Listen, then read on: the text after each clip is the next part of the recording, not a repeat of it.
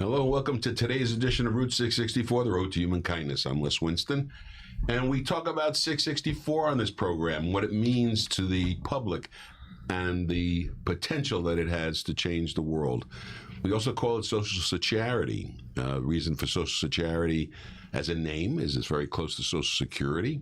Both are endowments. The Social Security is an endowment that the government provides you. It promises to pay you income later in life for all of the money that you put in the contributions that you make and that your employer makes. There's a lot of controversy about the Social Security system. There's bills right now before Congress and the Senate to change Social Security. It's called Social Security Fairness Act. And it has to do with how they apportion Social Security benefits to government employees, first responders, and they're trying to make it fairer. The problem is that Social Security is a little bit of a financial problem for the government because it is a difficult program to continue based on the way that it's been operating and the fact that it was created all those years ago in 1934, and things have changed since then. Demographics have changed and families have changed and the way people need the money has changed. But still, in this country, about 50% of the retirees today rely on their Social Security for their support. So Social Security is a very important benefit. And we here on Route 664 are proponents of helping the Social Security system, increasing the potential for people to have an alternative way of solving that problem. And later on in the show today, we're going to talk about the difference between Social Security and social charity and how the two are related but also different. So 664 is a section of the tax code, just like 401k or 529. You probably know what those are. But 664 is one that you may not be familiar with, and that's why we've done the work that we're doing now, where we're helping you to understand this using the program, this program, Route 664, where we talk about how philanthropy and charity can help you solve your income problems later in life and create endowment. In fact, the theory of social charity is 664 equals E squared, where 664 is the section of the tax code, and E squared is endowment squared, where you create an endowment for yourself and then pass that endowment to the community.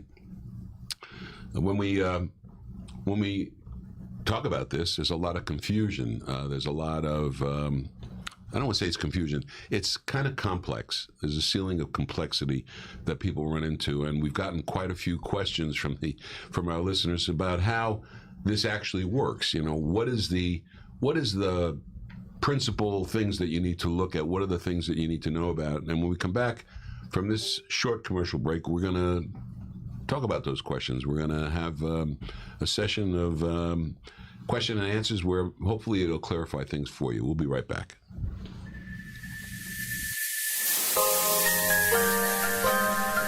Once upon a time, in a town quite grand, lived Eleanor, with a sharp mind and a steady hand. She had an eye for detail, numbers were her game, and as she neared life's twilight, she sought lasting fame.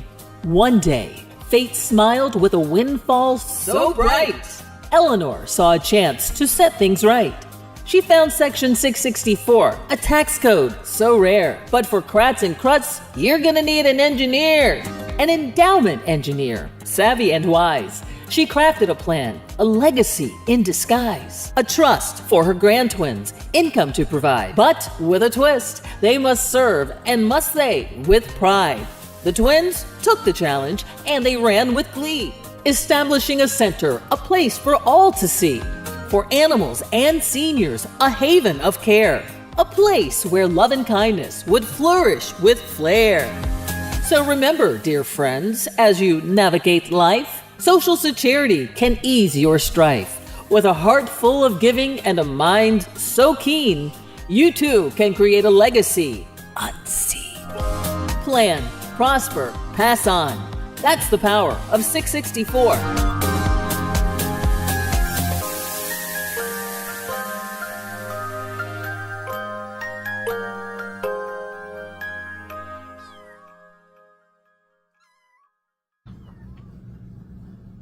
So as I was saying, this is a very complex area, 664, creating charitable remainder trusts and how they work for you. And we've kind of created a little bit of an S storm out there.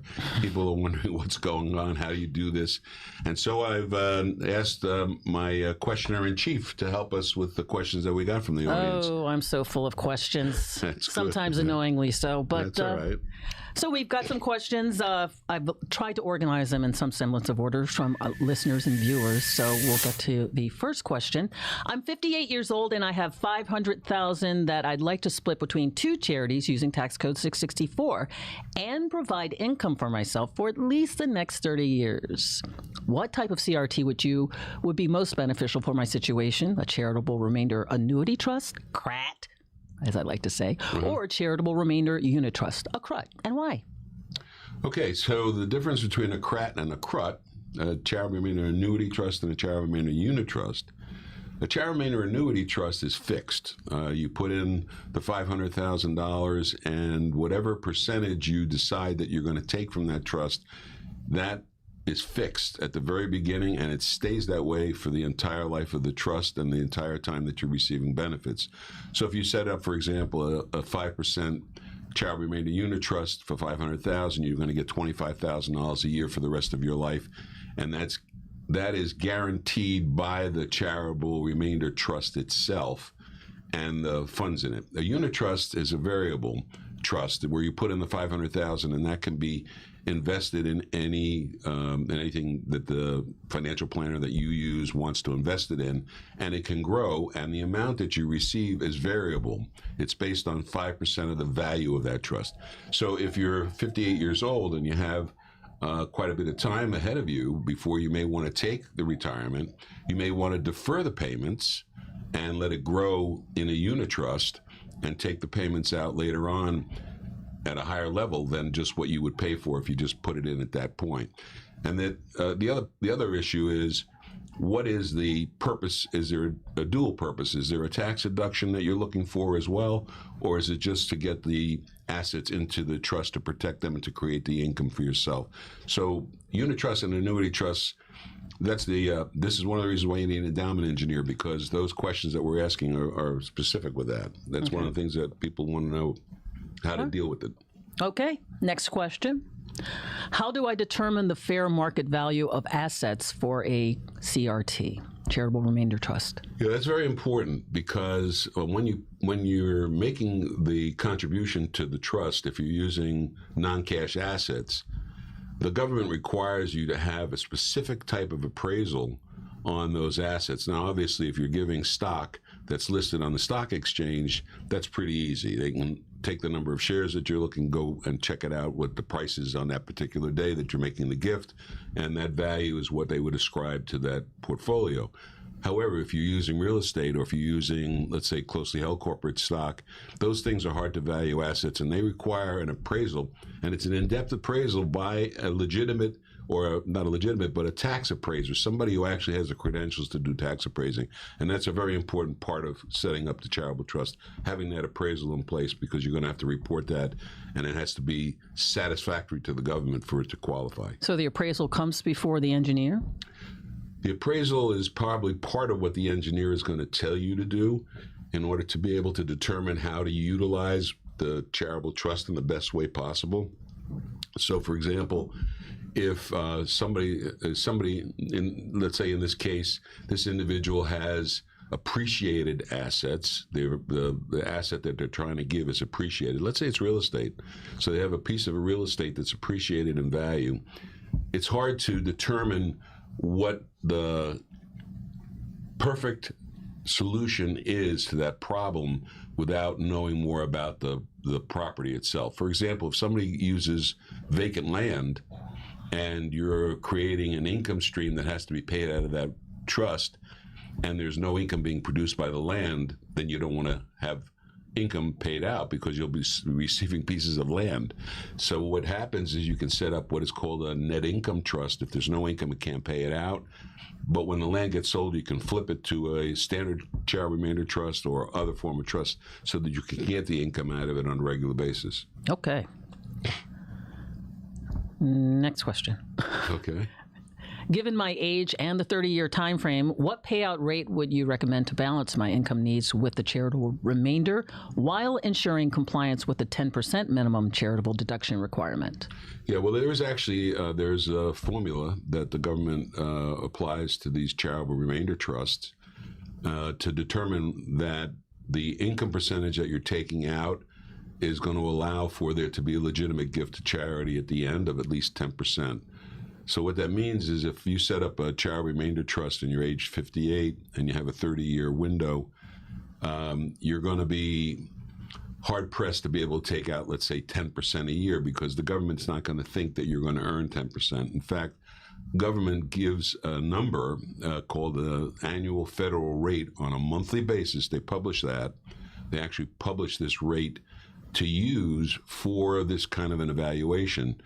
And when the interest rates, when the AFR is higher, it changes the deduction and it changes the percentage that you can use. So there's a way to calculate that. And most likely what you would want is you would want to get the highest percentage return that you can and still qualify the trust. Interesting. Next question. How can I combine a CRT with other philanthropic strategies, and what types of assets are best suited for funding a CRT? Really, the best assets to fund a CRT are appreciated assets. The reason for that is you want to avoid the tax on the appreciation, the capital gain tax. So if you have a stock portfolio that's appreciated in the market conditions that we're in today, and you looked at the one rule of thumb that I have is that what you want to do is you want to find an asset, or you have found an asset that you don't want to hold on to anymore, but you don't want to pay the tax on it because when you sell it, you're going to have a capital gains tax. So that appreciated asset is the best one to use to contribute to a charitable trust. And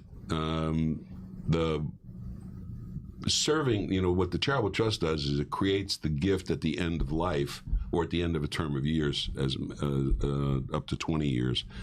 So at the end of that period, when that matures, either at death or the 20-year period is up, or the 10-year period, whatever period you set up for the charitable remainder trust, that can then be the corpus of what's in the trust. What remains in the trust can be given to a donor-advised fund that you set up that you can run while you're alive, and you can pass those that donor advisor status onto your children. So what happens is the trust reaches maturity.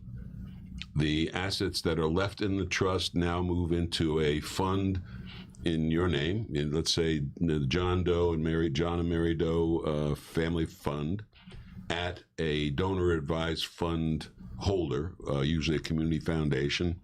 And that community foundation will set up an account, and then you can direct the community foundation to release money to the charities that you want. You can go all over the place. You can sprinkle it amongst 100 charities if you wanted to, or you could be very selective about the ones you want. But the point is that you're creating a way to get recognition for your family by having the name of the fund reflect your family name. You can pass that on to your children, in many cases, and to your grandchildren. It depends on the community foundation's rules with regard to their donor-advised funds. Some of them don't allow it to go beyond one generation. Some allow it to go on forever.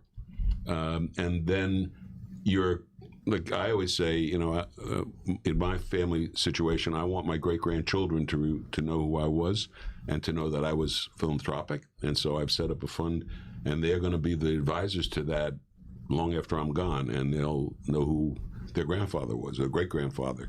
And I think that's a very important learning experience for young people, the youngsters among us. I think it's good. I think you'll be back in some form or another. Yeah, probably be a weed somewhere in a garden or something. On top of that question, with the what types of assets, what about cryptocurrencies and art? Yeah, those are new kind of. Cryptocurrency does. The biggest issue again is going to be, how do you appraise it? How do you determine the value of the property that you're giving? Cryptocurrency does have a valuation process where you can calculate what it is because there is a market for it. And art is going to be based on an appraisal for tax purposes. You have to have the art appraised.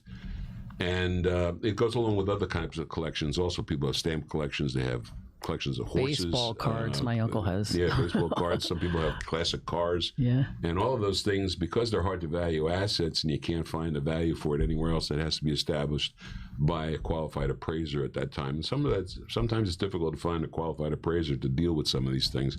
I had a situation where somebody had purchased an interest in an LLC that owned an interest in another LLC that owned an interest in another LLC that owned an interest in real estate. And that was hard to value. That's and a rabbit in fact, hole. so hard to value that we couldn't use it. So, yeah. All right, next question.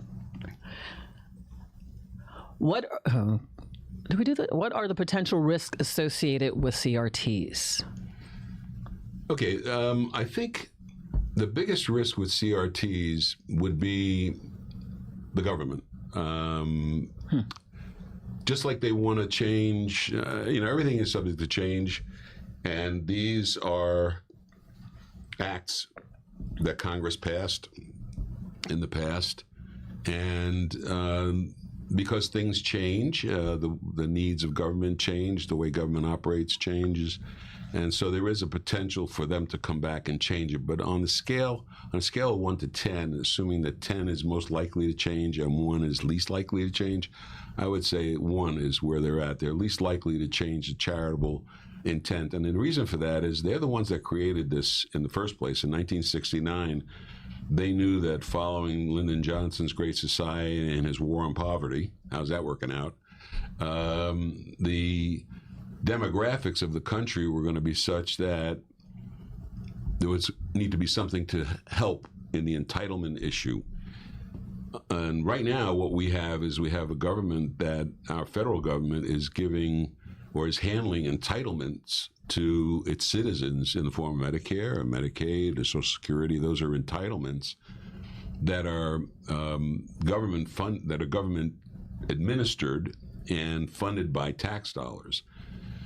And they knew back in 1969 that because of the way demographics were going, that people were going to be living longer, there'll be more population, the value of money is going to change. They knew that there was going to have to be something to replace it. And that's why we at Endow America believe that Social Security was actually the plan to replace Social Security. So the jeopardy is not that the government's going to change it as much as they may put additional restrictions on it if people were to abuse it. So the way you avoid abuse is by having people who are managing it properly, administering it properly. And it's very hard to abuse a child remainder trust because you have to have a tax return done each year. It's a very well-regulated system, just like 401ks or 529 plans. They need to be regulated, and they are regulated, and so I don't think that that's the big risk. The only other risk is that you have designed a child remainder trust that's not appropriate, that one has been created, and I have seen that. Sometimes, after watching us for all these years, and learning about 664, and you say, boy, I'd like to have a 664, a child remainder trust. I'd like to have a pooled income fund, use a charitable gift annuity. So you go to an attorney and you say, or your accountant, you say, I really think I need a child remainder trust. Now, the attorney has the ability to draw the trust, but there are so many different ways to draw the trust. It's a specifically designed trust for certain reasons. And so sometimes they'll design a trust that doesn't really fit. And you can get some bad advice sometimes. I've had an example of that and this has to do with how the accounting is done in a trust. I had someone who had a trust drawn for them, and they were told that if they purchased tax-free municipal bonds inside the trust, that the income would be tax-free. Now, that's true, but if you put property in that has capital gain attached to it, you can't get tax-free income until you exhaust the capital gain portion, and that was not explained to the person. And in fact, they started treating it as if it was tax-free, and it wasn't. So that's one of the jeopardies, is not having it properly designed and not having it work to the best one that's best suited to your situation. And that's why an endowment engineer is really important. Yoo-hoo. They say the spiritual law that if you declare war on things, you really just increase them. Hence, war on poverty, war on drugs. How's all that going? Next question. Not good. That's and that's one of the reasons why things we're talking about with regard to helping the community, solve problems in the community. It's 664, not war. Yeah. And that's exactly what that's about. Okay. What are the pros and cons of naming myself as a trustee versus appointing an institutional trustee, and how might this choice affect the trust's management and potential returns? That's a great question. A lot of nonprofit organizations will suggest having a child remainder trust and ones where they want to act as trustee. That may work in some situations, but generally speaking, if you becoming the trustee of your trust just means that you have the responsibility to see that that trust is administered properly. That's the most important thing that the trustee has to do. And what I mean by that is that the trustee must make sure that there's a tax return done each year, and that there are no inordinate dispersals from the trust that are not correct, and that the assets are being handled properly. Those are things that the trustee is responsible for. But the trustee can contract with other people to do that work. So a trustee can hire an administrative firm that does charitable trust administration, and they will make sure that your tax returns are done properly. There's a whole group of administrative firms out there that do these child remainder trust administration. And you also have you can use your own financial planner to help you make sure that your investments are being handled properly. You have to have a view to the amount of income that you're taking out, what the percentage is, and make sure that the trust is earning, at least you try and get the trust to earn at least what you're taking out or more, so that you can have it grow if it's a unit trust, or make sure that it's going to be there to pay you every year if it's an annuity trust, to make sure that it lasts for your lifetime. Those are important features, but being the trustee gives you the control over those issues.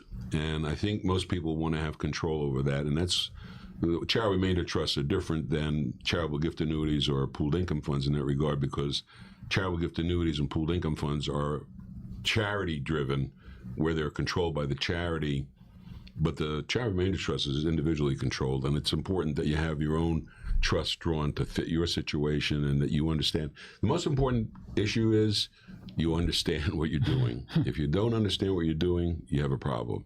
So your endowment engineer needs to make sure that you're an educated consumer, that you know what you're doing. So that would be the con. Yeah. Okay. Yes. I think we have time for one more question. Okay. What are the tax implications of early termination of a charitable remainder unit trust? So the early termination of a charitable remainder unit trust would occur if the trust were to run out of money and failed as a result of the investment portfolio failing. And the jeopardy is that you don't have income anymore. That you lose the income. Your administrator would be reporting every year what that trust has been earning and what the values are. They'll be reporting that in the tax returns that they're doing for the charitable trust. So it's not something that we wouldn't know is happening, but it's very possible that with somebody that's a financial advisor that may have done an improper job of counseling you with regard to what you should be doing inside that trust, you could run out of money. Could you have outlived your money? Is that the case in that? Yeah, you could outlive it if you're in an annuity. If you're in a charitable remainder annuity trust, we have a fixed amount every year that's guaranteed to be paid. Then you could run out of money in that situation. The unit trusts don't run out of money because unit trusts are based, the percentage that you receive the income that you receive is based on a percentage of the value of the trust each year. So as the trust would be dropping in value, for example, if it went from 100,000 to 10,000, down to 10,000, you'd still be getting, if it's a 5% trust, you'd be getting 5% of the 10,000. And even if that dropped to 1,000, you get 5% of that. Now, eventually, you're getting 5% of the smaller and smaller amount. But that one has less of a chance. Unit trusts have less of a chance of disappearing, but annuity trusts could. Annuity trusts could. Thank you, Professor.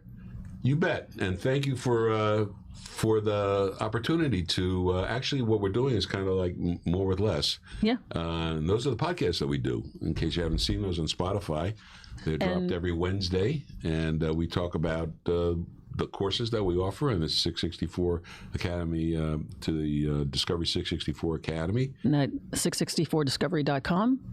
Right. Yeah. And also, don't forget, there's a lot of information that comes to you on route664.org, the radio station. Hey. And you'll hear other interviews that we've done with regard to philanthropy and good organizations that do good for the community, and also other people who do this kind of planning that are other endowment engineers.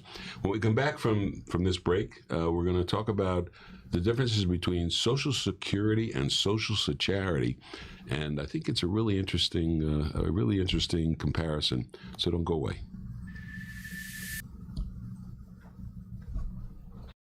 Exciting news! The Discovery 664 Academy podcast is live on Spotify. And if you're not following us there yet, you're missing out. We're dropping new episodes every week, so don't miss out on more of the most powerful strategies to grow wealth through charitable planning. This is what we're all about on this program. When you tune into the Discovery 664 channel, you're going to see podcasts that will enlighten you and keep you up to date on how to deal with your charitable financial planning and to do the best job you can to build yourself your own 664 account. That's what's the end result of what we're trying to do here. We want you to endow yourself and then endow the community. That's what the bargain was when Congress gave us these laws in 1969. Do something good for the community when you pass, and we'll give you lower taxes while you're alive. That's what the bargain is, and that's all we're trying to teach you. Go to the 664 Discovery channel and find out more. So how does social charity, why does social charity sound so much like Social Security? Well, we coined the term social charity, and the reason we coined the term social charity because we think it is like Social Security, a lot like it. And the things that are remarkable about it, Social Security was given to us by Congress in 1934, the Roosevelt administration. They decided that people needed to have protection, supplemental income for retirement to protect against widows and orphans, and help widows and orphans in times of need. And it was a very aggressive and very popular, and it is still popular, form of supplement. Unfortunately, it's not only a supplement to a lot of people right now, that people are living on it, but Social Security was created by Congress. And Social Charity was also created by Congress, but many years later in 1969. So both of them are government sanctioned. They're both created by acts of Congress. Both of them endow. Social Security is an endowment. It's one that you have to make mandatory payments, and your employer, if you're employed, have to make mandatory payments into the system. And the reason those payments are made into the system is so that at some point in the future, when you reach qualified age, you can have income. Same thing is true with Social Charity. But the difference is that it's not mandatory at this point. We hope that someday it could become mandatory. But what you're able to do is put in any amount of money that you want into Social Charity devices, into a 664 device, and that can grow to whatever amount you want it to grow to, whereas Social Security is limited.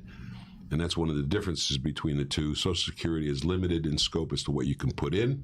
Social Charity is not. I'm going to have to stop you there. Yes, because ma'am. that's course 14 in our academy. Yes. And they can find out more and learn a lot more if they go to the academy, which again, 664discovery.com. I would talk forever.